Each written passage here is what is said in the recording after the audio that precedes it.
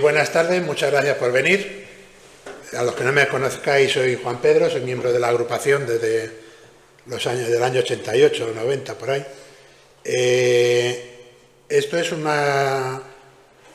Empezó siendo curiosidad de un niño pequeño, ¿vale?, que se preocupaba de las curiosidades, de las cosas raras que veía normalmente. Entonces hay muchas cosas que empiezo yo por mi cuenta y ahora lamento no haber apuntado, pues mira, esto lo leí en este documento, esto lo leí que está en esta biblioteca, y entonces hay cosas que yo sé que existen, pero para una charla informal como es esta, no voy a perder 200 o 400 horas en estar buscando esos textos que vi hace 20 años o que vi lo que sea. Si esto fuera un trabajo serio, una tesis doctoral o lo que sea, pues habría que perderlo. Pero para aquí, para una conferencia entre nosotros, pues simplemente digo que eso es lo que existe. El que lo quiera creer se lo cree, el que no se lo quiera creer, pues bueno. Vamos a ver, efectivamente no va a ser ciencia, es un trabajo entre amigos. Aquí no intento de entender, por ejemplo, vamos a hablar muchas veces de la vera cruz, es decir, de la cruz donde se supone que se crucifica a Jesucristo.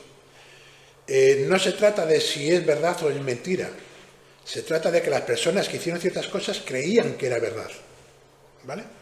Entonces, si yo, por ejemplo, veo una tumba egipcia y veo a un señor que hace unas ofrendas a un bicho raro, ¿vale?, pues es que está, luego entiendo que es el faraón no sé cuántos que hace una ofrenda al dios Ibis o al que sea, puede que sea una tontería. Dice, este tío mira que creía que los dioses no sé qué, que no sé cuántos, que el dios Ibis o que él... Pues vamos a ver, sí, puede ser una tontería, pero él creía verdad, que era verdad. Y como creía que era verdad, es lo que él le motiva a hacer lo que hace esos templos, el artista hace esos dibujos. Entonces no se trata de si es una tontería o es verdad, se trata de que ellos creen que es verdad y como tal lo tratamos, ¿vale? Porque no se trata, no vamos a juzgar la creencia, vamos a juzgar los actos. Este señor, ¿por qué hace esto? Y es lo que yo estoy intentando perseguir, ¿vale? Por lo tanto, esto no trata de juzgar absolutamente ninguna cuestión religiosa de nadie, ¿vale? Otra cosa, cuando hablamos hay que contextualizar la época, ¿vale? Si hablamos, por ejemplo, de equinoccios, todos nosotros nos vamos a ir en el momento de que el Sol cruza el ecuador, es el equinoccio, ¿vale? Para el siglo XIV, siglo XVI, que no hay telescopios, ¿vale? El equinoccio es el que es por tradición, es decir, es el día que la noche y el día duran lo mismo, ¿vale? Por ejemplo, ahora mismo el día del equinoccio astronómico es el 19 o el 20 de junio, pero sin embargo, tú miras, nos vamos al Guide, nos vamos al 13 de junio y ese día el sol se pone 12 horas después de que se haya levantado, ¿vale? Con lo cual, si no digo lo contrario, en esta charla de hoy, cada vez que diga equinoccio, no nos vamos al equinoccio astronómico conocido como hoy en día, sino tal y como lo conocían en el siglo XVI, en el XVII y en el XVIII, ¿vale? Es un concepto un poquito diferente, pero lo tenemos. Voy a empezar hablando alguna cosa de religión. No se trata de convencer a nadie y puede decir, es que religión es un palo. Mira, vamos a ver, yo he hecho en la Universidad de Barcelona un trabajo de astronomía y medición del tiempo en el Antiguo Egipto y el primer tema era religión egipcia. De primera dices, ¿para qué no me interesa ni esto? Pero luego, para intentar entender el por qué lo hacen, viene muy bien tener esos conocimientos básicos de religión, ¿vale? No se trata de ser un erudito en religión egipcia, ni aquí en el cristianismo. Se trata de tener algunos conocimientos básicos que nos permitan entender el por qué el arquitecto de esta iglesia hace una cosa o hace otra, ¿vale? Por ejemplo, sin entrar más, no está lo que iba a decir, pero por ejemplo, para que lo hagamos. Por ejemplo, mira, ya que estamos, si miramos la iglesia por aquí, estas ventanas tienen 3 pies de cuadrado. Es un cuadrado de 3 pies, ¿vale? Ahora, la puerta mide 12 pies. La fachada mide 33 pies. Este lateral de aquí, por dentro, el arco, son 7 pies. Es decir, 3, la Santísima Trinidad, los 7 pecados, las 7 virtudes, los 7 pecados, los 12 discípulos de Jesucristo, los 33 años que vivió Jesucristo, ¿vale? Simplemente es lo que es, pero ahora, ¿vale? Simplemente conocerlo, de que no es tanta religión, ¿no? Esto, pero esas cosas hay que saberlas. Luego, por otro lado, vamos a ver vamos a tratar lo que es el sincretismo. ¿Qué es el sincretismo? Pues vamos a ver, llega un egipcio, los egipcios creían que Ra era el dios de Miurgo, es el dios creador, ¿vale? Entonces va Ra y diciendo lobo, y se crean los lobos, río, y se crea el río, cigüeñas, y se crean las cigüeñas. La palabra es magia, conforme la va diciendo, se van creando. Esa fase, esa parte de mitología egipcia, en el cristianismo lo tenemos en el Génesis 2.20, cuando coge y dice, y el hombre puso nombre a los animales, ¿vale? Es decir, lo estás adaptando, no ha sido Ra, ha sido el hombre, ha sido Adán el que ha puesto el nombre a los animales. Cuando hablamos, por ejemplo, luego lo hablaré, por ejemplo, este caracolillo de aquí, ¿vale? Es una de las primeras cosas que hablaré. Esto es una imagen celta. Una imagen celta que son 3 y leí en su día en la biblioteca de aquí, de la universidad, no de la universidad, del obispado, ¿vale? Que yo buscando esto, a ver qué puede ser, esto puede estar en una iglesia, ¿no? Si es claramente un símbolo celta. Y dicen que las cosas celtas no hay que despreciarlas, sino hay que absorberlas. Y si para los celtas esto es principio y fin, el principio y fin de todo, los religiosos, los cristianos, lo van a adoptar como un símbolo de Dios, porque Dios es el comienzo y fin de todo. Por ejemplo, cuando miramos cuando habla el cura y dice el alfa y omega, es decir, el principio y fin. Es decir, y vas a ver en las iglesias, por ejemplo, en la cruz de Canga de Onís, esta famosa, tiene un alfa y un omega. Está representando a Dios, principio y fin, ¿vale? Con lo cual, cuando nosotros vemos esto, aunque su origen es celta, no tenemos que ver, una cosa celta, un paganismo, herejía. No, hay que ver como un símbolo cristiano que significa Dios, principio y fin de las cosas, ¿vale? Entonces, no tenemos por qué pensar que si es pagano no puede ser cristiano, ¿vale? Los cristianos lo van a ir absorbiendo. Otra cosa, por ejemplo, ya que estamos aquí en Alcalá, hay una carta de un clérigo español al obispo de Cartago en su día. Ya estamos hablando del siglo IV o siglo V, que hay una corriente pagana de unos seguidores, de unos hermanos castores, que no consigue deshacerse de ella, ¿no? Y el obispo le responde que no tienes que deshacerse de esa tradición, de esa festividad pagana. Lo que tiene que hacer es reconvertirla. Lo que tienes que hacer es búscate 2 hermanos de la tierra, del sitio, que tengan alguna característica cristiana, hayan sido mártires, hayan sido santos, hayan sido lo que sea, y vas a reconvertir el paganismo de Castor y Polus por justo y pastor. La iglesia de los santos niños son justo y pastor. En vez de Polus y Castor, Justo y Pastor, ¿vale? Son dos hermanos también, tal y cual. Entonces, el creyente, en vez de, no, yo soy creyente, por ejemplo, en el pueblo de mi mujer, una persona me decía, yo no sé si Dios existe, pero San Pedro Mártir, no sé qué, no sé cuántos. ¿Vale? Pues, igual que estaba esa persona, habría aquí y diría, yo no sé si creo en Dios, pero los dioscuros, es decir, los hijos de Dios, Castor y Polus, no sé qué, no sé cuántos. Pues mira, lo que vas a hacer es reconvertirlo. Y vas a, para que hablen de justo y pastor, de personas cristianas, ¿vale? Y eso se va absorbiendo. Y como eso hay un montón de ejemplos en muchos sitios distintos, que se va sincretizando, se sincretiza. Es decir, una religión, una creencia pagana, no se descarta, no se persigue, sino que se mantiene. Por ejemplo, un día hablándolo con un párroco de un pueblo de Ciudad Real, decía que las procesiones de Semana Santa había que prohibirlas, porque son carnavales con temática religiosa.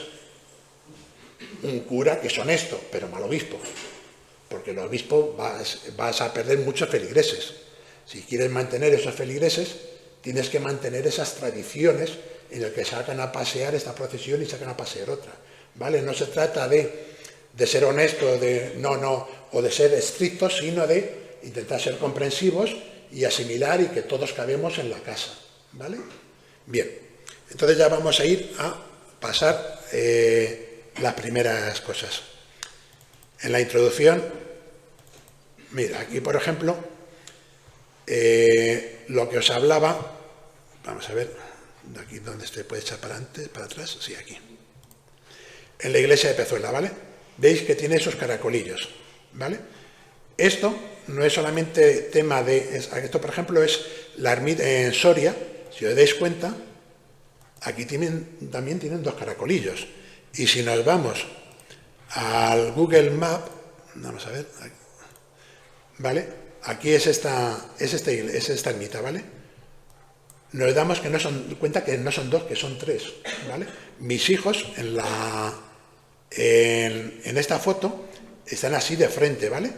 Y aquí se ven dos, pero sin embargo en el Google Map vemos que son tres, ¿vale? Porque el símbolo celta son tres, ¿vale? Esto es lo que llaman el triskel, ¿vale? Que lo representa el principio y fin.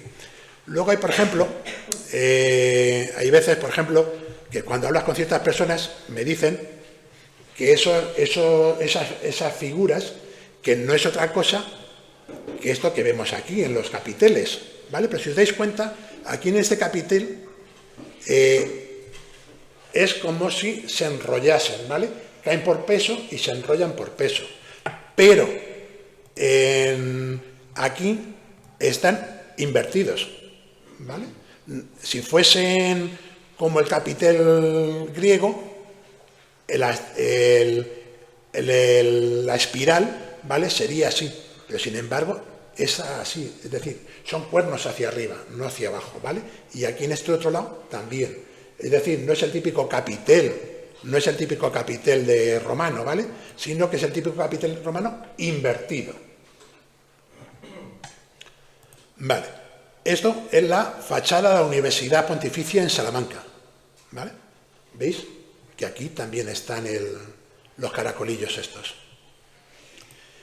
Y esto es otra parte en Salamanca, que ya no está un poquito más retirado, veis que también tienen los caracolillos, ¿vale? Esto cuando estás leyendo, te están diciendo, en la simbología te están diciendo Dios, principio y fin, que Dios es el principio y fin, te está diciendo que es Dios. Esta imagen, por ejemplo, que vemos aquí, esto está en el castillo de Olite. Esto no sé si os sonará, ¿vale? Aquí hay otra de Embrujadas. Eso que está en Alisa Milano, que son tres brujas que tienen que matar demonios, ¿vale? ¿Vale? Pues es esto. Es decir, un símbolo celta, también un símbolo celta que existe y está ahí desde tiempos inmemoriales, también se adapta al castillo de Olite, ¿vale? No es solamente los caracolillos de la iglesia de Pezuela, es decir, son más. Esto simplemente es un ejemplo. Hay más cosas que se adaptan, ¿vale? Luego, por ejemplo, vale, Nos vamos a ver aquí a la iglesia de Pezuela. Ahora vemos, un momentito, aquí. ¿Veis? Aquí tenemos dos bolas en una pirámide, sobre una pirámide, ¿vale? Aquí tenemos dos pirámides. Aquí en estas partes, antes también estaban esas bolitas. Ahora, si miramos desde aquí, a ver un momentito si me deja, ¿veis? Vemos las pirámides, pero faltan las bolitas. Antes estaban dos bolas. Hay a ambos lados de la puerta, porque vas a entrar en terreno de Dios, ¿vale? Esto, aquí estas dos esferas, me ha costado mucho trabajo encontrar de qué iban, ¿no? De qué iban estas dos esferas. Y dando vueltas, a mí antes se me ocurría una tontería, aquí tengo yo una imagen, que la llamo el mundo a mis pies y el cielo en mis manos, ¿vale? Es un cachondeo con una bola, un hemisferio que me dejó Manolo, pues la detuve y me hice esta foto. Y yo daba la vuelta a esas dos esferas sin encontrar el significado.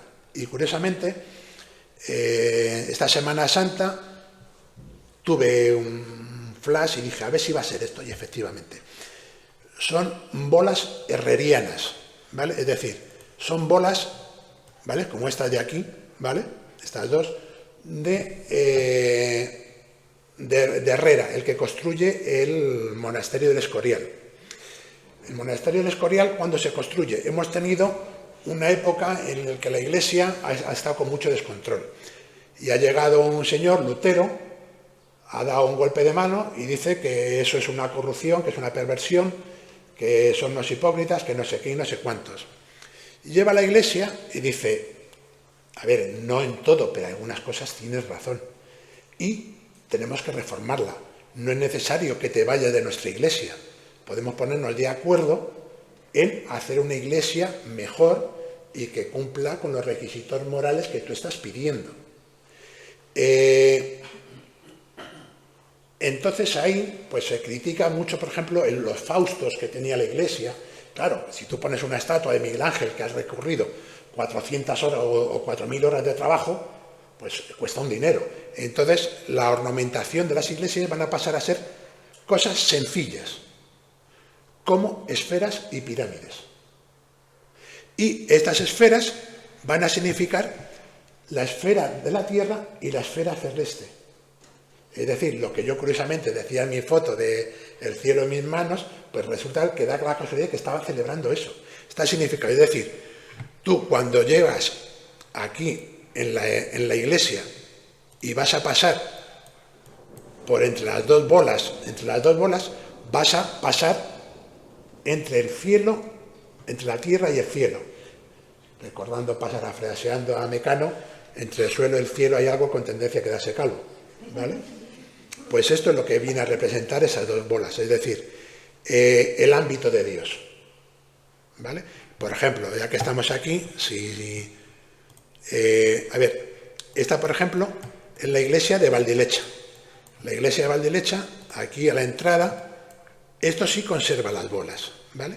Yo cuando era pequeño, iba aquí a Valdilecha, estas bolas me parecían de juguete, porque eran mucho más pequeñitas que las bolas de mi pueblo, ¿vale? Las bolas de mi pueblo eran más grandes que esta. Ahora, por ejemplo, a ver si salimos de aquí y nos vamos, por ejemplo, a Alcalá de Henares.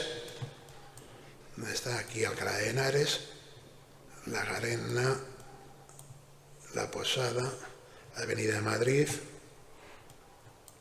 Museo Arqueológico, la Catedral. Yo me vengo aquí a la Catedral ¿veis? Las bolitas, ¿vale? Estas bolitas significa que se han puesto después de la Contrarreforma, ¿vale? Es decir, que cuando hacen la iglesia estas bolitas no estaban, pero se adornan. Luego, por ejemplo, más adelante es un neoherrerismo. Por ejemplo, en la época de Franco se fomenta y tienes el Ejército del Aire en Moncloa, ¿vale? Que también tiene esas bolitas, tiene sus adornos que parecen hechos por Juan de Herrera, pero es neoherrerismo, ¿vale? Pero entonces todo lo que veamos en estas bolas, si no es neoherrerismo, O sea, siempre va a ser después de la Contrarreforma, ¿vale? Y generalmente en el siglo XVI, siglo XVII, tal vez XVIII, ¿vale? En esa época en la que se usa. Luego más partes de la iglesia, un momentito. Mirad, la celta, olite, bolas. Vale, sí, nos vamos a la fachada de... Vemos aquí que la fachada está restaurada en 1748, ¿vale? En ese año, en ese año, Pezuela dependía del arzobispado de Toledo. En ese momento, en el arzobispado de Toledo, está el infante Don Luis, es decir, el hermano del rey, al que le han convertido, le han encauzado en la orden religiosa para que no haya problemas de sucesión, ¿vale? Porque los hijos de Carlos III no han nacido en España, han nacido en Nápoles, él estaba en Nápoles. Entonces, y si el infante Don Luis tenía hijos y nacían en España, podían disputarle el trono a los hijos de Carlos III. Resultado, Don Luis no puede tener familia. Le vamos a meter en la religión para que no pueda tener hijos y sus hijos no puedan pelear por el trono de los hijos de Carlos III. Luego este señor se acaba saliendo de la iglesia y le obligan, le dicen que se casa, tiene que ser un matrimonio morgamático, es decir, desigual. Sus hijos no pueden llevar sus apellidos, ¿vale? Van a llevar los apellidos de la mujer. La mujer y sus hijos no van a tener tratamientos nobles, van a ser gente de la calle, todas estas cosas.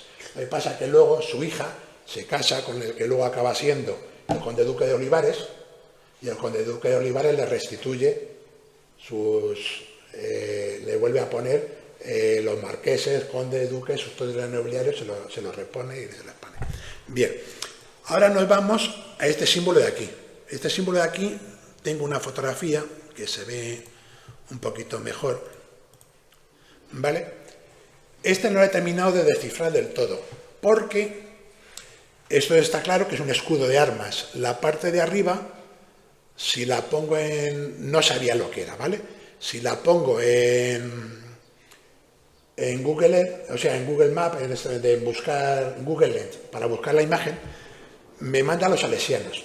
Y los salesianos, efectivamente, tienen una imagen muy parecida a esta zona negra.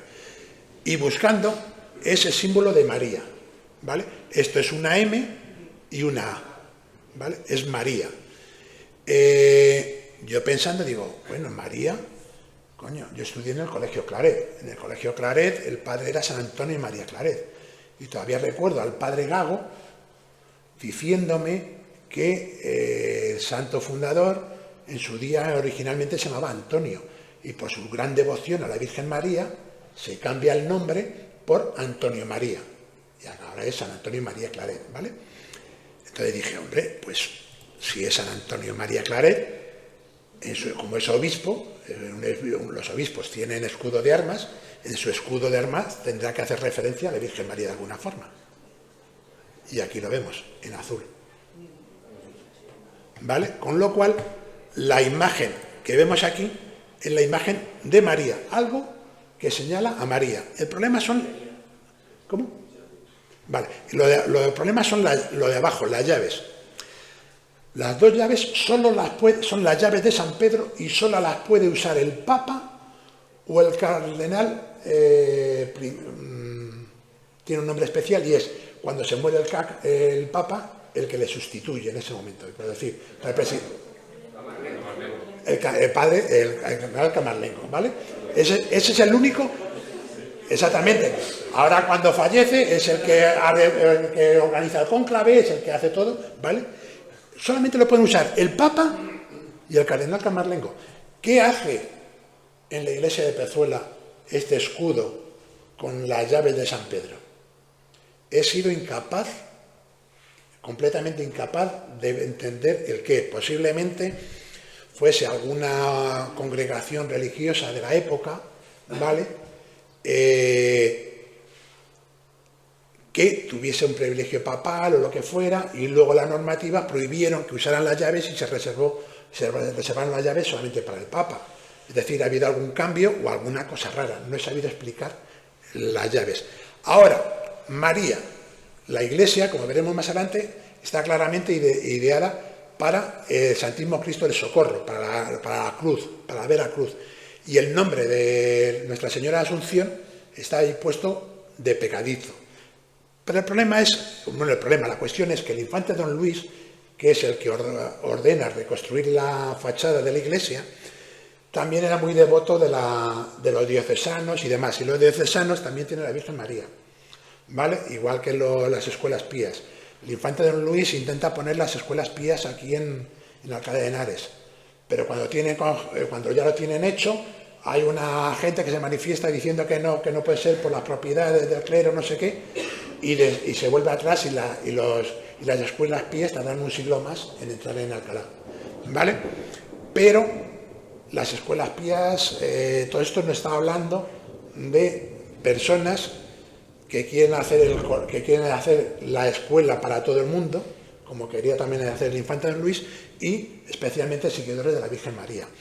Esto me da a entender por qué tiene la iglesia de mi pueblo, en vez de estar dedicada a Santísimo Cristo del Socorro o a la Cruz de Mayo, está dedicada a Nuestra Señora de Asunción, que tiene poco que ver. Y también había bolitas herrerianas a la entrada de las escuelas de Pezuela, ¿vale? Con lo cual hay algún tipo de relación que no termino de comprender del todo. Bien, esto es la parte, el empezando, vale. Luego esto volveremos un poquito más adelante a ello. Vamos a ver. Ahora nos vamos esta ya lo hemos visto, a las festividades. Vamos a ir un poquito a los paganos, luego vendremos a los cristianos, ¿vale? Primero están los solsticios de verano y solsticio de invierno, ¿vale? Y están los equinoccios.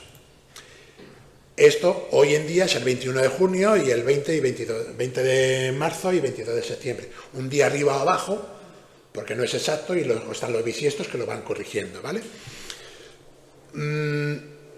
Con respecto a esto, por ejemplo, están los neopaganismos, los wichitas, una cosa de estas, que usan esto que voy a usar para ahora con este tema, ¿no? Y luego, aparte de esto en medio, están las zonas intermedias. Las zonas intermedias, entre el 21 de junio, entre el equinoccio y el solsticio, es el 6 de agosto. Entre septiembre y diciembre, el 6 de noviembre, ¿vale? Tenemos otras 4 fechas. 5 de mayo, 3. Con esto, los wichitas ponen las 8 festividades paganas, ¿vale?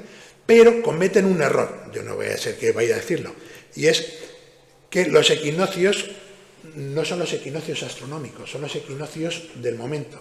No es el 19 de marzo y el 20 de septiembre, es el 14 de marzo y el 28 de septiembre.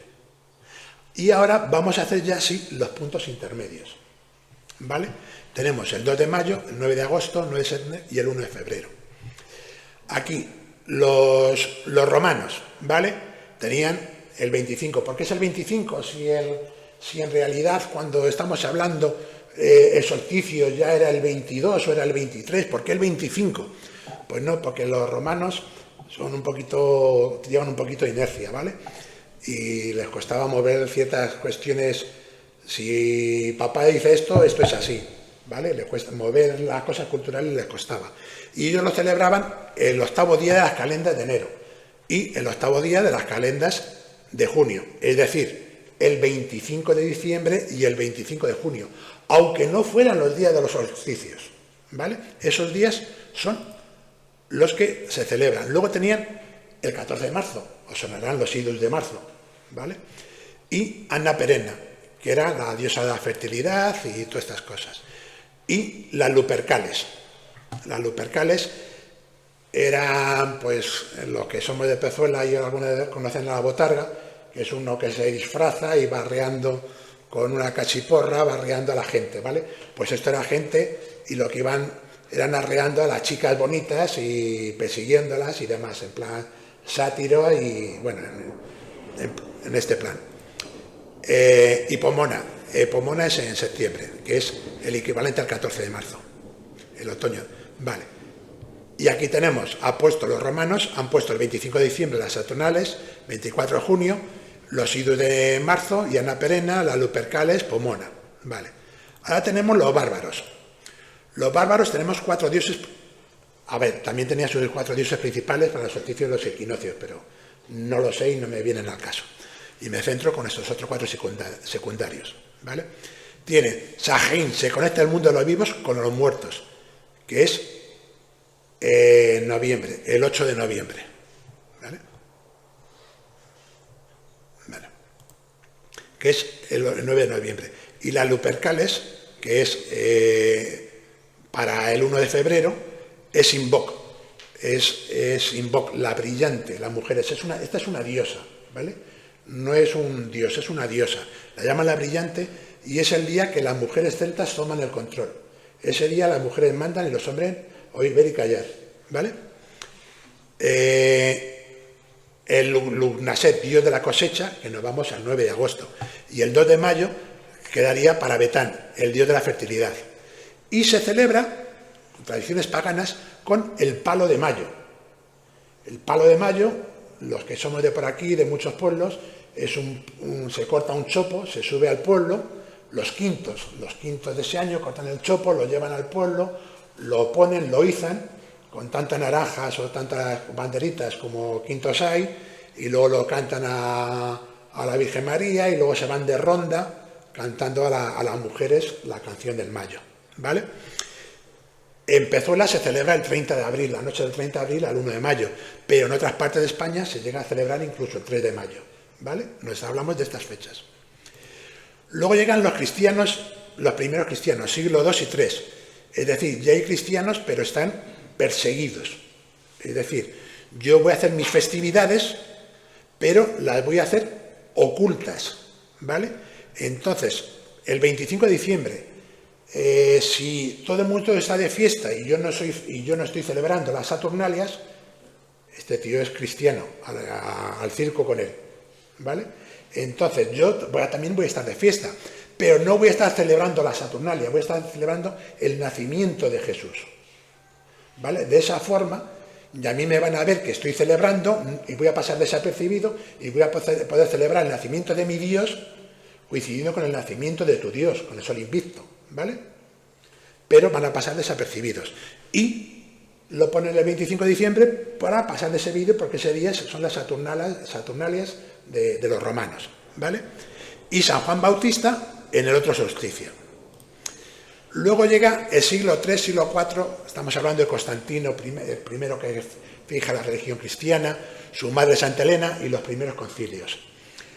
Aquí ya los cristianos toman el poder y mientras que antes pedían permisividad religiosa, que cada uno creyera los dioses que quería, ahora se hace con el poder y dicen, no, tú tienes que creer en mis dioses.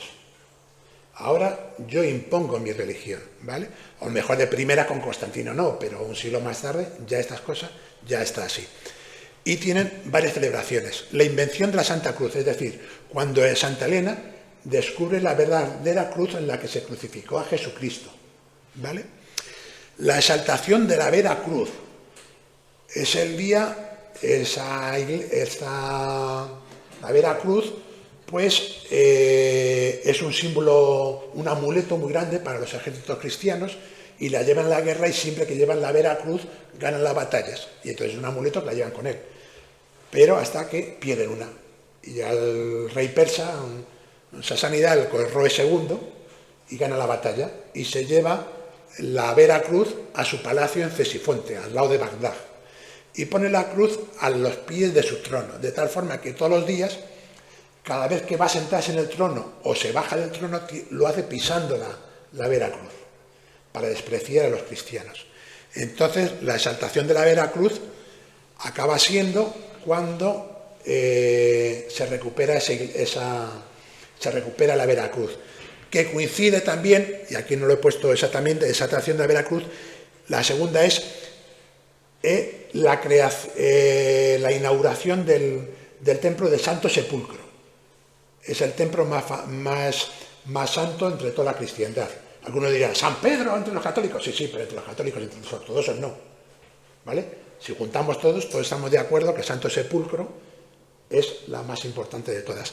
Y esa se construye el 14 de septiembre, que es el mismo día que se recupera la Vera Cruz. ¿Vale? Y entonces, la exaltación de la Vera Cruz... Vera significa verdadera, sí, exactamente. Vera es verdadera cruz.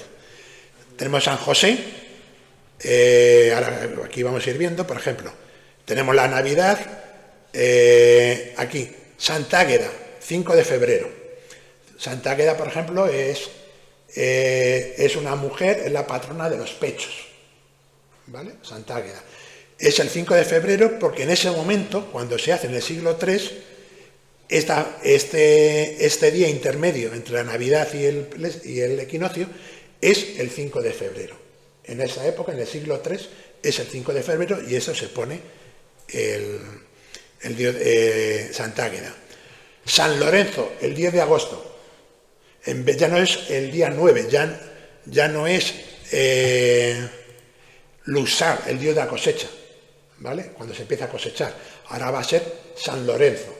De hecho, Luján es el que da pie a nombres como Lugo o Lorenzo, ¿vale? Tanto Lorenzo como Lugo proceden de la raíz etimológica de este dios, con lo cual el nombre de San Lorenzo está puesto expresamente para, ¿vale?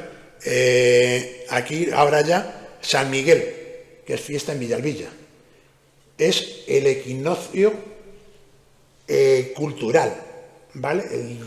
Lo que misma dura el día de la noche en el siglo III, ¿vale? Que es cuando empieza la religión y los primeros concilios que empiezan a ponerse de acuerdo cuando se tiene que celebrar la Semana Santa, cuando se empiezan a poner de acuerdo en ciertas cosas, ¿vale? Y estas son.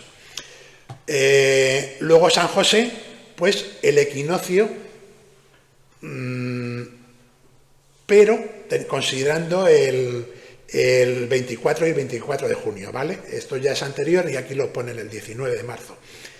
Pero, un momentito, a ver, en Irlanda, aquí en España, hoy en día, el equinoccio es el 13 de marzo y en Irlanda el 14 de marzo.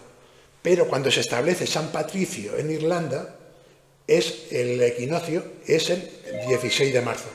¿Vale? Los irlandeses estaban celebrando el equinoccio de primavera y la Iglesia lo reforma, lo asimila, lo sincretiza. No, vas a seguir haciendo tus festividades, pero no vas a celebrar el equinoccio de primavera, sino que vas a celebrar que San Patricio vino aquí a convertiros a todos al cristianismo. ¿Vale? Echando un poquito para atrás. Tenemos que aquí, por ejemplo, Invención de la Veracruz y Exaltación de la Cruz son las fiestas de Pezuela de las Torres. San Miguel en Villalbilla y Santa Águeda en el Villar. Mi madre personalmente era era muy devota de Santa Águeda, ¿vale? Yo me acuerdo de pequeñito de ir allí al Villar a ver allí la festividad de Santa Águeda. Vale. La Cruz de Mayo, ¿vale? La Exaltación de la Veracruz se pone el 3 de mayo. Que es en ese momento, el 3 de mayo, cuando coincide el punto intermedio entre el equinoccio y el solsticio, ¿vale? Es el 3 de mayo. Entonces, el 3 de mayo se pone la cruz se descubre la cruz, ¿vale? Posiblemente dijeran, estarían diciendo, mira, tenemos que convertir esta fecha, pues mira, vamos a descubrir la cruz este día, ¿vale? Y tenemos que poner esta otra fecha y vamos a hacer esto ese día, ¿vale? Bien, vamos a ver. Y la exaltación de la Santa Cruz el 14 de septiembre, o Cruz Seca. A ver, la Cruz de Mayo tiene recibe varios nombres. Cruz de Mayo, Cruz Verde, Día de la Cruz, mientras que en otro, que es el Cruz Seca, también es el Día de la Cruz, por contraposición de la Cruz Verde, la Cruz Seca, ¿vale? Exaltación de la Santa Cruz es en general. En Pezuela es el Santísimo Cristo del Socorro. En Mondéjar, el Santísimo Cristo del Calvario. En Algecilla, el Santísimo Cristo de las Aguas, ¿vale? Cada pueblo tiene su propia evocación, pero todos están hablando de la cruz, ¿vale? De la cruz donde crucifican a Jesucristo. Vale, vamos a ver, sí. Ahora, sí, efectivamente.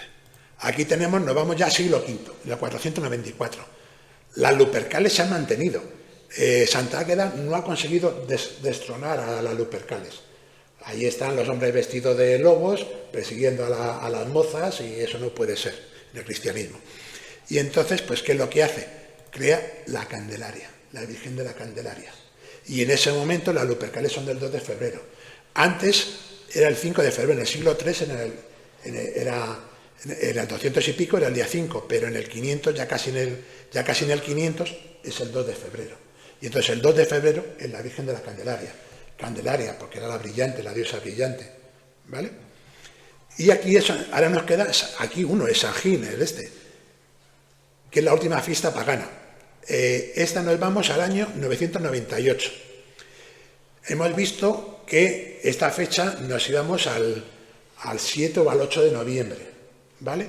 Pero en el año 998, esta festividad de Samhain, que es el punto intermedio entre el equinoccio y el solsticio, es el 2 de noviembre, el Día de Difuntos. El día 1, Todos los Santos, y el día 2, Día de Difuntos. Hemos convertido la festividad pagana de Samhain, en donde es el día en el que el mundo de los vivos se conecta con el mundo de los muertos, ¿vale? En vez de hacer esa tradición pagana, lo adaptamos al cristianismo con el Día de Difuntos. Y vea que nos persiste en mayo, todavía aquí está el Betane, Dios de la fertilidad, ahí tocando las narices, no hemos conseguido quitarla. ¿Y qué se hace? El mes de la Virgen de María. A partir de esa fecha, muchos, y todos los que hemos nacido en la época de dictadura, cantaríamos eso de venid y vamos todos con flores a María, que Madre nuestra es. Supongo que la mayoría, los mayores somos más de mayores, como para haberla cantado, ¿vale? Pues es esto también, un rito pagano, que es la festividad, que salen todas las flores, surge la floración, surge todo este nacimiento, pues lo vamos a cambiar al mes de María, al mes de las flores, ¿vale? Y estas son las principales festividades. Aquí ya esto nos sitúa, ¿vale?, para entender que la Cruz de Mayo está muy relacionado con el Palo de Mayo, con la fiesta de poner el mayo, que los quintos ponen el mayo en mi pueblo. Y esta otra. Vale, vamos a ver. Empezando, caracolillos, fiestas paganas. Vale, historia de la Vera Cruz. Vamos a dar un poquito de la historia de la Vera Cruz. Nos vamos a ir a estas imágenes. Estas son, vamos a ver, Piero de la Francesca, son imágenes, ¿vale? Esta se titula, aquí voy a intentar leyendo un poquito, o por lo menos medio leer, porque aunque conozco las cosas, no todos los datos los tengo y alguna ante el error. Vale, es la muerte de Adán. Adán moribundo, Set, su tercer hijo, encuentra al arcángel Miguel, el del 28 de septiembre, y a las puertas del paraíso, y le da un grano o una ramita de árbol de la vida proveniente del jardín de la vida. Del jardín del Edén, ¿vale? Para que la plante en la boca de Adán y después de su muerte, y de esta manera redimir el pecado original. La imagen de Adán y Eva ancianos muestra un hábito al tratamiento de la anatomía, ¿vale? Es decir, aquí estamos diciendo que el árbol, hay un árbol que viene del Edén, y de este árbol, del Edén primerio, se corta y va a surgir otra planta, ¿vale? Nos vamos a la segunda imagen. La segunda imagen es la adoración del árbol sagrado por la reina Saba, el encuentro de Salomón y la reina Saba. Vale, aquí Salomón ha creado un puente, y la reina Saba, la que va a pasar por el puente, reconoce que la madera de ese puente está por un árbol bendito, por un árbol milagroso que viene del Edén, y no se atreve a cruzarlo, ¿vale? Porque no se atreve a pisar una reliquia tan sagrada como puede ser un árbol que venía del Edén. Esa es la parte izquierda, y en la parte derecha pues está la entrevista entre la reina de Saba y Salomón, ¿vale? Pero Salomón dice, ¿cómo que está aquí el rey que me vas a traer? La reina de Saba dice que de esa vendrá un rey salvador y tal y cual. Entonces llega Salomón, con todo lo sabio que era, coge las tablas esas y las entierra para que nadie las encuentre. ¿Vale? Este es el arrancamiento y entierro del árbol sagrado. Salomón cree que el más grande de los reyes es él, por lo que hace arrancar y enterrar el puente, hasta que los romanos lo encuentran. ¿Vale? Luego la siguiente imagen es la Asunción. Aquí el ángel está anunciando a María que vendrá Jesucristo, tal y cual, y que morirá en la cruz para redimir los pecados y demás. La muerte de Cristo anunciada en la forma de la cruz de la tabla. Supongo que será esta parte de aquí. ¿Vale? Luego nos vamos ya a un pase más, el sueño de Constantino. Constantino es el primer emperador que se hace cristiano, ¿vale? En esa época todos los emperadores eran paganos. Aquí hay un problema, hay una disputa, una guerra entre dos pretendientes al trono, Constantino y Magencio. Y cuando van un poquito antes de la noche antes de pelear, Constantino tiene un sueño en el que ve una cruz y le dice, bajo este signo vencerás al paganismo, ¿vale? Entonces, él aquí tiene la revelación de Dios y se hace cristiano desde este momento, ¿vale? Porque ha tenido el sueño de la cruz. Y esta es la batalla entre Constancio y Magencio en el puente Milvio. Aquí gana Constantino, se hace con el trono y se hace emperador, y ya no tiene un rival en el trono. La siguiente imagen, aquí ya viene Santa Elena a buscar la Santa Cruz, porque vamos a ver, según su planteamiento, los romanos tenían 3 torres y las 3 cruces y las han escondido. Y como no me quieren decir qué es, los voy a someter, voy a coger a los judíos, a los hebreos más sabios de aquí y los voy a someter a tortura hasta que me digan dónde están las 3 cruces. ¿Vale? Y esto que los hebreos, porque no saben nada, yo no sé nada, eso se ha perdido, yo no sé nada. Y cuando le meten en un foso y le van a dejar una semana sin comer. Si a la semana a la que van a salir, si no hablan, los ejecutan. Y entonces un tal Judas, ¿vale? Un Judas levita, dice que sí, que ya sabe dónde están las cruces, que no es necesario que le maten. Y dicen dónde están las cruces y va la reina Elena. La reina Elena es la madre del emperador Constantino, que acaba de ganar la batalla esta de Puente Milvio, ¿vale? Y encuentra 3 cruces, tal y como se esperaban. Había 3 cruces en el Calvario, y ahora, ¿cómo sabemos cuál es la verdadera? Pues ponen a un muerto y en la cruz que se resucita, esa es la verdadera. En las 2 falsas no se resucitan, y una de ellas sí resucita al muerto. Con lo cual, la cruz verdadera, la que encierran a Jesucristo, crucifican a Jesucristo, es esa. Y esa es la vera cruz, ¿vale? Esto ocurre el 3 de mayo, ¿vale? La exaltación, la invención, llaman invención, pero es el descubrimiento. En esa palabra, tú verás que en internet pone invención de la Santa Cruz, pero es que en ese momento invención y descubrimiento eran sinónimos, ¿vale? Es decir, cuando la infanta Elena, la reina Elena, descubre la cruz, ¿vale? Luego tenemos otra, aquí esta es batalla entre el emperador bizantino Heraclio y Cosroe II. Aquí es donde Heraclio recupera la Veracruz. Nos faltan el cuadro de la batalla donde se pierde, ¿no? Pero esa los cristianos pues no la ponen. Pero entonces ya hablamos de esta. Y esta es cuando Heraclio va a llevar la Veracruz, la va a retornar otra vez a Jerusalén. Y cuando va a pasar con su caballo engalonado, va a entrar por las puertas de Jerusalén, el caballo no se para, se pone, se planta y que no da ni un solo paso más. Que no da ni un paso más. Y entonces llega Heraclio, se desmonta, va a coger la cruz y no puede levantarla. Entonces se quita las alhajas, se quita todas las cosas de emperador y se queda como una persona más.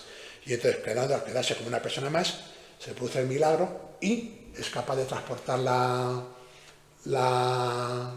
Veracruz y la introduce en Jerusalén. Esto ocurre el día 14 de septiembre, el mismo día que el Santo Sepulcro y que las fiestas de Pezuela. ¿Vale? Ahora vamos a ver, por ejemplo, aquí tengo ver el enlace de la wiki sobre la exaltación de la cruz. Ver así, venga, así, vamos a... Las esculturas son frescos, ¿no? Sí, son frescos, son frescos.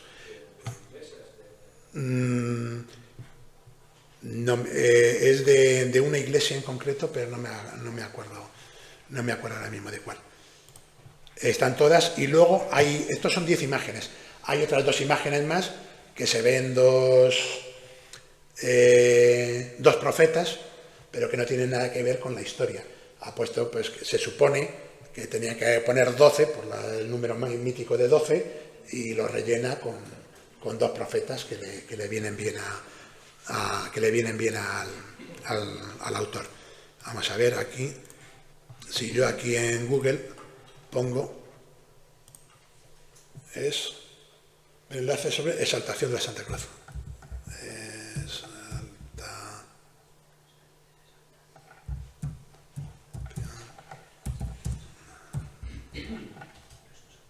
Santa Cruz.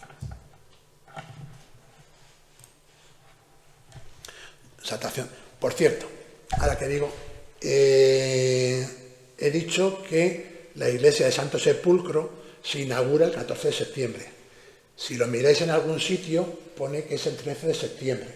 En la wiki pone, si te metes en el Santo Sepulcro, pone que es 13. Pero si te metes en la zona de la exaltación de la Santa Cruz, el 14 de septiembre te dice que es para el 14 de septiembre, que corresponde con la exaltación de la Santa Cruz. ¿Ves? Esta fecha de celebración es el 14 de septiembre, ¿vale? Que es la festividad... Vale. Bueno, a lo mejor aquí no, pero en otro lado pone que sí, la Santa Cruz es el 14, pero aquí también pone que coincide con lo veremos en otro enlace que voy a poner ahora, con la inauguración de la iglesia de Santo Sepulcro. Pero para la iglesia de Santo Sepulcro, la iglesia se inaugura el día 14. Entonces, aunque Wiki y algunos digan que es el 13, si la iglesia que se les dice que es el 14, nos quedamos que es el 14, porque todos los creyentes van a decir que se inaugura el 14, aunque haya historiadores que estén en desacuerdo y digan que es el día 13, ¿vale? La historia. Y esta la voy a leer porque van a hablar los 3 personajes que tienen que ver sobre la iglesia de Pezuela. La exaltación de Santa Cruz el 14 de septiembre, ya que ese día es el aniversario de la consagración de la iglesia de Santo Sepulcro, ¿veis?, de Jerusalén, en el año 335 de la era actual, tras haber sido descubierta la cruz por Santa Elena. También se dice que ese día se conmemora la recuperación de la cruz por Heraclio, del 628, de manos de los persas, quienes la habían llevado a Cesifonte. Los persas que estamos hablando es de Corroe. Corroe, Santa Elena, Heraclio y Cesifonte, las 4 son los protagonistas de la iglesia de Pezuela. Ahora, en vez de ir a la exaltación de la Santa Cruz, vamos a Cruz de Mayo. Invención de la Cruz de Mayo. Invención de la Santa Cruz.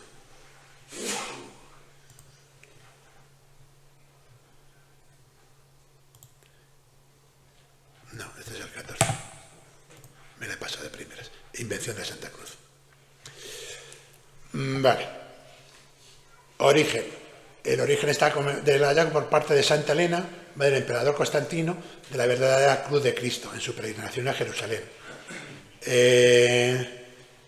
Ciertos autores enlazan la fiesta de la Santa Cruz de Mayo con un origen precristiano del árbol de mayo o palo de mayo.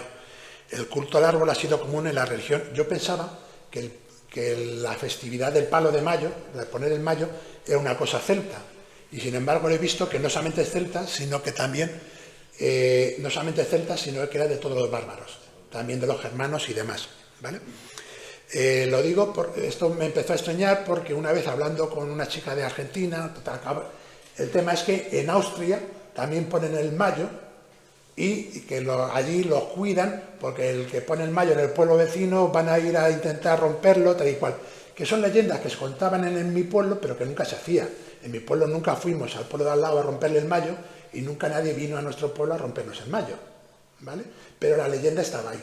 Y resulta que en Austria esa leyenda sí se ejecuta y el hecho que los quintos guardan allí En Alemania también se pone el mayo. En Alemania, ¿verdad? No, mayo, sí, mayo. Aquí, por ejemplo, exactamente. El 23 de abril, día de San Jorge, con el calendario juliano, ¿vale? Si le sumamos los 10 días los 8 días de diferencias que hay ahora mismo entre el calendario juliano y gregoriano, nos vamos al 1 de mayo, ¿vale? Entonces, aunque ponga el 23 de abril, ¿vale? San Jordi, ¿vale? También tiene que ver con el 1 de mayo, pero entre los ortodoxos rusos. No entre los otros ortodoxos, no, porque los otros sí cambiaron el calendario. Eso ya os lo explicaré, si luego hay tiempo lo explico, si no, nada. Esta se celebra en Inglaterra, en España, en Castilla, tal y cual. En España, la exaltación de la Santa Cruz o Cruz Seca, ¿vale? Y en el otro es la Veracruz, también está la Cruz Verde, donde vamos a ver. La Cruz de Mayo, ¿vale? Cruz de Mayo, bueno, por aquí también hablan también de la Cruz Verde. Países España, Salvador, Colombia, Chile. Todo esto pues son influencia de España, pero también hay en Alemania, en Austria, ¿vale? En otros países que no son solamente España. Y de aquí ya ya hemos explicado a leer el contexto, vale, sí. Ahora nos vamos a ir ya directamente a explicar la iglesia de... Joder, voy a ser más rápido, creo que se nos ha comido el tiempo, perdona. A ver. Se supone que Pezuela se crea cuando se conquista Alcalá, ¿vale? Se conquista Alcalá en el 1118. Pezuela se funda entre 1118, que es la toma de Alcalá, y 1190, cuando hay documentación escrita de que Pezuela forma parte de lo que se llama el Sexmo de Tajuña, es lo que hoy llamaríamos la Alcarria de Alcalá, o en sus días luego se llamó la Alcarria de Alcalá y hoy en día se llama la Alcarria madrileña, ¿vale? Pezuela, El Villar, Valdilecha, La Olmeda, Corpa, toda esta zona de aquí, ¿vale? Pero ya hay algún dato en 1124 de que existe Pezuela. Esto me lo voy a saltar, me lo salto. La iglesia de Pezuela se construye en varias fases. La primera parte, la que da al chaleco, a ver aquí. Aquí a la parte de atrás, ¿vale? Veis que es redonda, esto es un ábside romano, ¿vale? O sea, románico, ¿vale? Aquí es donde está hoy situado el altar, ¿vale?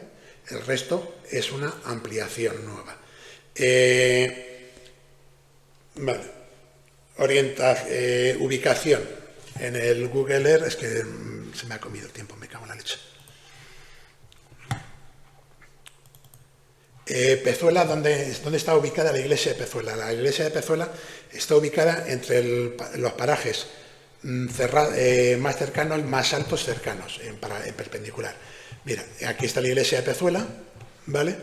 El punto más alto es uno que llaman por aquí el telégrafo, ¿vale? Aquí, el telégrafo. Aquí en esta parte estuvimos gente de la agrupación buscando un sitio para observar en Pezuela las Torres, hace ya muchos años, ¿vale? Esto es la parte más alta y por eso lo llevé ahí. Y está al norte, en realidad el norte exacto, no, el norte exacto pilla aquí abajo, donde hemos visto que bajaba la calle. Entonces la calle, la iglesia, en vez de ponerle en medio de la bajada, lo ponen en la parte alta. Y justo al oeste del otro punto más alto, que es, ¿vale?, el Palomar. Entre el Palomar y la iglesia de Pezuela, ¿vale? ¿Dónde está la iglesia de Pezuela? Aquí. ¿Vale? 90 grados, 90,1. 90 grados, es decir, está justo al este de la parte más alta.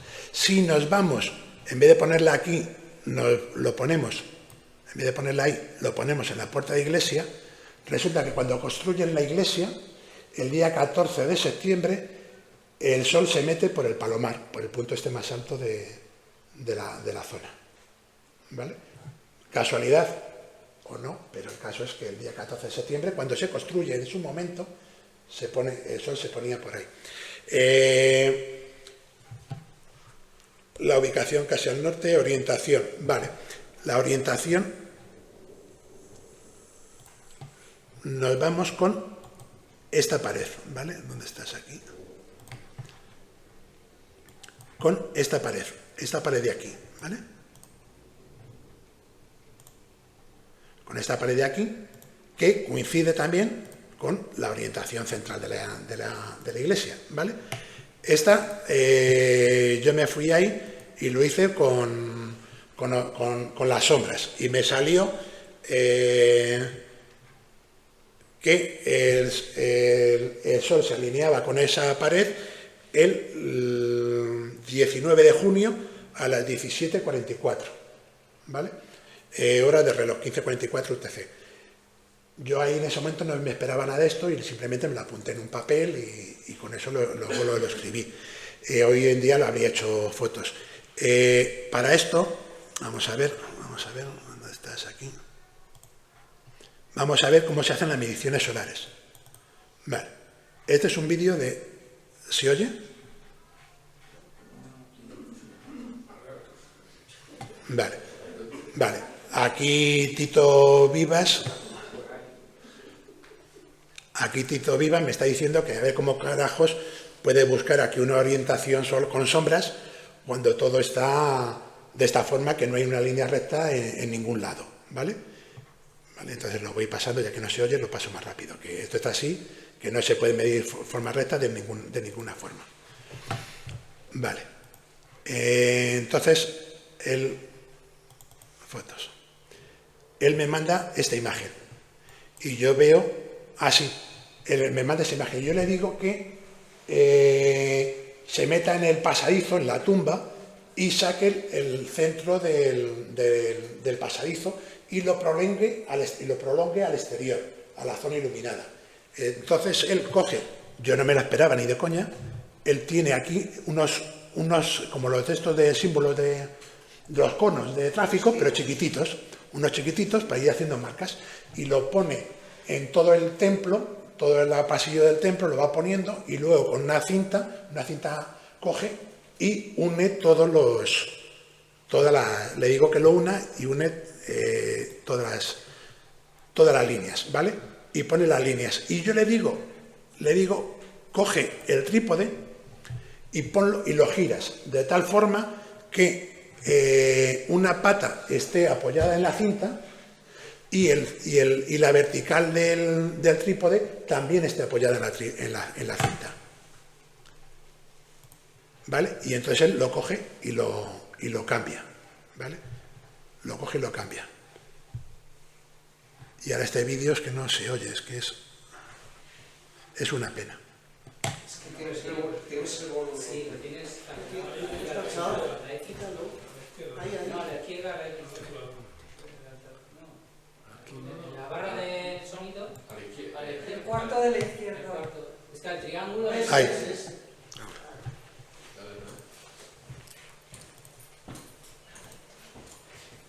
No. Dale volumen, claro.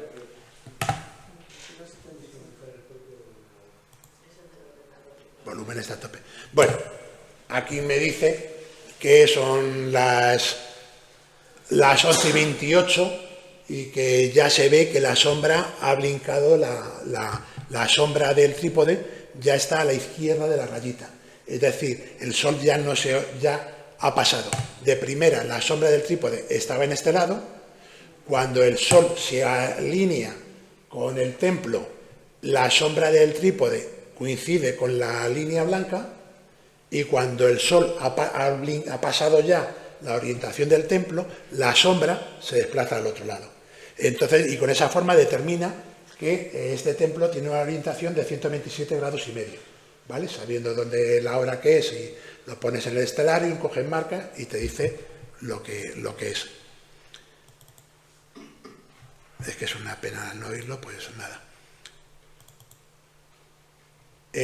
Ahora me voy yo a la iglesia de Pezuela. Esto es en la fachada vamos a ver.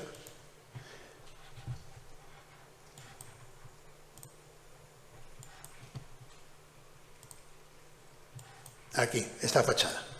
El tema es que aquí está el día despejado y las sombras son nítidas, ¿vale? Mientras que yo el día que fui, pues estaban un poquito nublado. Pero tengo aquí que es en el 2020, el 12 de diciembre, el mes 12, el día 16, a las 12:39,44, a las 12 horas 39 minutos 44 segundos, ¿vale? Así está el sol. Y a la siguiente ya no está, con lo cual, y es 5 segundos más, 14 segundos más tarde, ya no está esta sombra, ¿vale? O sea, ya, y entonces con esto determino la orientación de la fachada de Pezuela. A determinar la fachada de Pezuela, vamos a ver, esto es, no, y luego esto ya es Tito, pero nada, esto ya en otro templo. Aquí el datito nos dice cómo ha utilizado para hacer las sombras, que si pone la mano en un sitio, bueno, pero ve, aquí aparece y desaparece aquí una sombra, ¿vale? ¿Veis? Ahí. ¿Ve? Es decir, la sombra todavía no está completamente alineada. Total, aquí ya Tito ya ha cogido mucha experiencia y ya sabe alinearlo, es decir, que es una forma que no se necesita que cualquiera de nosotros podemos hacerlo. A ver si nos vamos. Vale, no. Tengo que acortar porque nos come el tiempo. Vale, con esta nos da que la iglesia de Pezuela tiene una falsa escuadra. La fachada esta la han tirado, la de la calle Mayor la han reconstruido y no la ponen a 90 grados, sino que la desvían 2,6 grados, haciendo una falsa escuadra.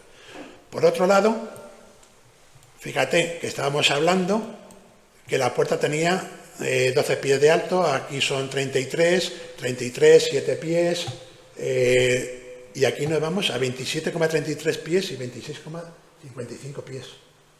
Ha desaparecido. Y encima, en un lado, la iglesia no está, la puerta no está en el centro, está desplazada. Es decir, han tirado la fachada entera, han hecho una falsa escuadra y han movido la puerta y la iglesia y la ventana ya no están centradas, están desplazadas a un lado. Y esto con la otra, y es que el coro de la iglesia de Pezuela es muy grande. A mí de pequeña decía, joder, la iglesia de mi pueblo, pues vale, es el coro de siempre. Cuando iba a otras iglesias, joder, esta de Valderecha, qué coro más chiquitito, la de Mondejar, qué coro más chiquitito, la de Santo Car, qué coro más chiquitito. Y luego ya te das cuenta y dices, no es que todos los coros sean chiquititos, es que la iglesia de mi pueblo, el coro de la iglesia de mi pueblo es muy grande. ¿Y esto qué nos da? Esto nos da el porqué de esto, ¿vale? El tema es que cuando se construye temas astronómicos, cuando se construye la iglesia en el siglo II y III, el equinoccio es el 16 de septiembre. En el siglo XIV ocurre el 15. Desde 1400 hasta 1551, el equinoccio ocurre el 14 de septiembre. El equinoccio astronómico el 14 de septiembre. Y al comienzo de... Vale, y ahora ya en esa época, ¿vale? Se produce que el 14 de septiembre desde Pezuela se produce un curioso dato, y es que a las 11 horas solares, a las 17:18 UTC, a tal hora, el Sol tiene una altura exacta de 5 grados sobre el horizonte y un azimut, este azimut de aquí, ¿vale? Es decir, cuando llega el día del Cristo, el día de la fiesta, el Sol está justo perpendicular a la fachada, ¿vale? Y la luz del Sol entra directamente hasta el altar, ¿vale? Ilumina el día de la fiesta al altar. El tema es que llega y se cambia el calendario gregoriano. Al cambiar el calendario gregoriano, el equinoccio ya no es el 14, sino es el 21, con lo cual lo que ocurre en la iglesia de mi pueblo ya no es el 14 de septiembre, es el 21. Entonces, este efecto no está celebrando el 14 de septiembre, no está celebrando la exaltación de la Santa Cruz, está celebrando el solsticio. ¿Vale? Entonces, ¿qué es lo que hacen? Tiran esta pared, la reconstruyen y la vuelven a hacer costar para que ahora, el 14 de septiembre, cuando todo el pueblo está de procesión, el sol está justo perpendicular a esta fachada. ¿Vale? Y entonces ahora ya sí, las luces de aquí van a entrar en ahí. Esto me voy a pasar y nos vamos a ir al efecto luminoso, porque es lo más importante de que era lo que estábamos aquí. Efecto luminoso. Vale, empiezan las fiestas de mi pueblo, aquí está la orquesta preparando para salir, aquí empieza a salir el Cristo, sale el Cristo, aquí están tirando un montón de petardos, aquí celebrando que ha salido, y ellos siguen con su procesión. Nosotros entramos dentro, he pedido permiso al cura, muevo todas las cortinas, muevo no sé qué, y mirar el efecto. Esto es el altar, esto es el altar, esto es lo de atrás, aquí está la silla del cura. Si os dais cuenta, el coro tiene la longitud suficiente para que la luz no ilumine a los feligreses, solo ilumine al altar. Los feligreses van a estar siempre a oscuras, a los feligreses nunca les va a dar la luz, porque el coro va a estar a la sombra del coro, ¿vale? Conforme pasan los momentos, vemos, ¿veis? Aquí ya está dando la luz. Si estuviera aquí el cura ahora mismo, aquí justo de frente, le estaría dando la luz. Estaría todo el templo a oscuras, el cura iluminado y el altar también. Estaría el altar y el cura completamente iluminados y el resto de la iglesia completamente a oscuras. Aquí lo vemos, un poquito más adelante, veis que se ve, ¿vale? El asiento, aquí estaría el cura. Esto, como da tanta luz, el cura le pidió a mi tía Consuelo, que era una santa la mujer, que se encargaba de todas estas cosas de la iglesia, que construyese unas cortinas muy gruesas para que no deslumbrase al cura mientras que daba misa. Es decir, el templo se está haciendo para que produzca esto, y como el cura ya tiene luz eléctrica, no, mira, da la luz de la iglesia, pero me tipas esta que me está fastidiando y me está dejando ciego. ¿Vale? Entonces, ¿vale?